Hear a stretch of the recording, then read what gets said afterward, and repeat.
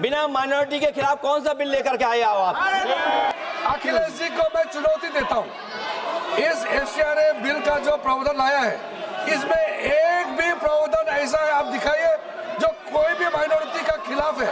देश को सुरक्षित रखने के लिए नियम बना रहा है, किसी माइनॉरिटी किसी कम्युनिटी को टारगेट करने का सवाल ही नहीं है।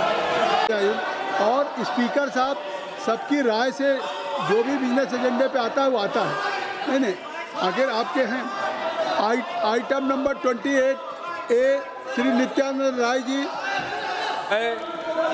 मैं माननीय गृह मंत्री जी की ओर से प्रस्ताव करता हूं कि विदेशी अभिदाय विनियमन संशोधन विधेयक 2026 को इस सभा के 21 सदस्यों जो कि माननीय अध्यक्ष द्वारा नामित किया जाए और राज्यसभा के 10 सदस्यों जो कि माननीय सभापति द्वारा नामित किया जाए से मिलकर बनी दोनों सभाओं की संयुक्त समिति को सौंपा जाए कि संयुक्त समिति की बैठक आयोजित करने के लिए गणपूर्ति संयुक्त समिति के सदस्यों की कुल संख्या का लगभग 1/3 होगी कि समिति अगले सत्र के प्रथम सप्ताह के अंतिम दिन तक इस सभा को प्रतिवेदन प्रस्तुत करेगी कि अन्य मामलों में संसदीय समितियों से संबंधित इस सभा की प्रक्रिया तथा कार्य संचालन नियम ऐसे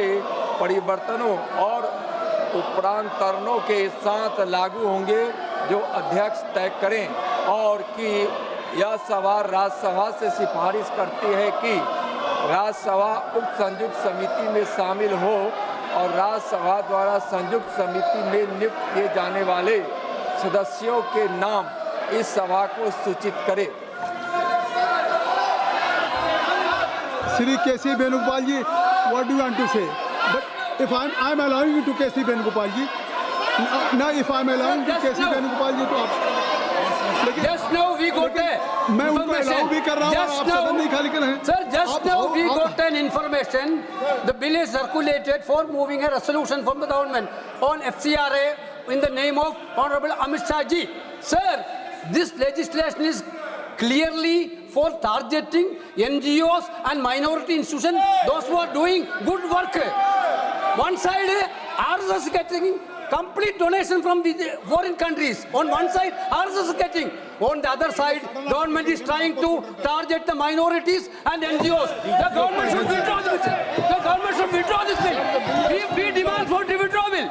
श्री किरण रिजिजू जी, श्री किरण रिजिजू, केसी वेणुगोपाल जी बिल्कुल गलत बात कर रहे हैं श्री किरण रिजिजू और ये कई दिनों से कांग्रेस पार्टी और बाकी लोगों ने मांग किया है कि जेपीसी में भेजा जाए। ये तो कांग्रेस पार्टी और बाकी विपक्ष के लोगों ने भी कहा कुछ प्रमुख बिल्स को ज्वाइंट पार्लियामेंट्री कमेटी या सिलेक्ट कमेटी या स्टैंडिंग कमेटी में रेफर किया जाए। जब आप महत्वपूर्ण बिल को रेफर कर रहे हैं तो इसका आपत्ति है।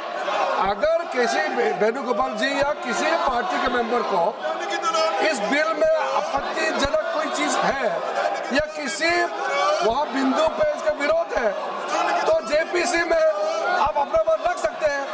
जेपीसी में पर्याप्त समय मिलेगा और भी लोगों को बुला करके आप हियरिंग करेंगे। वो तो खुश होने के चक्कर में उल्टा ये तो उल्टा बोल रहे हैं। ये तो मैं सोचा कि स्वागत करेंगे। जब जेपीसी भेजते हैं, जेपीसी में कोई मैटर भेजता है तो विपक्ष उसका स्वागत करता है। ये तो स्वागत करने की जगह में विरोध कर रहे हैं। तो अफसोस की बात है कोई माइनॉरिटी को टारगेट नहीं है। ये पूरा देश को सुरक्षित रखने के लिए नियम बना रहा है। किसी माइनॉरिटी किसी कम्युनिटी को टारगेट करने का सवाल ही नहीं है। every day you are demanding that bill should refer to the JPC. So it is नहीं every day. And अगर if government is now agreeing and if parliamentary affairs minister या either नित्यानंद जी अगर वो JPC को भेज रहे हैं तो और थ्रेड डिस्कशन हो जाएगा, थ्रेड डिस्कशन होगा। गवर्नमेंट सीधे इस बिल को पास नहीं करा रही। नहीं, अभी ये आज तो क्या है, पार्लियामेंट्री डेमोक्रेसी में सरकार कोई बिल लेकर के आई है और उस बिल को सरकार ये कह रही कि इस पे और डिटेल डेलिब्रेशंस और डिस्कशंस हो जाए। इसलिए हम जॉइंट पार्लियामेंट्री कमेटी को रेफर करना चाहते हैं। तो जब आपने हमने कह दिया तो फिर इससे साफ है कि कम से कम नहीं क्या है। वो प्रार्थना करिए। एक मिनट अखिलेश को पूछिए। अखिलेश जी आप क्या कहना चाहते हैं?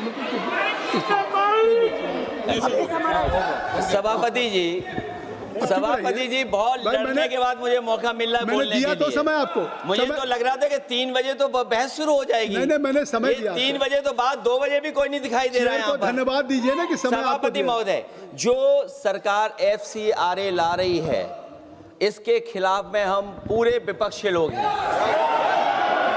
और सभापति महोदय, इसीलिए जा रहा है। सभापति महोदय, अगर जो माननीय मंत्री जी कह रहे हैं, नहीं माननीय मंत्री जी कह रहे हैं कि माइनॉरिटी के खिलाफ नहीं है। माननीय मंत्री जी बताएं, आज तक जो बिल लाए हैं बिना माइनॉरिटी के खिलाफ कौन सा बिल लेकर के आए हो आप? श्री टी आर बालू जी, श्री टी आर बालू जी, श्री टी आर बालू जी, टी आर बालू जी, टी आर बालू जी, ओनली टी आर बालू जी, टी आर बालू।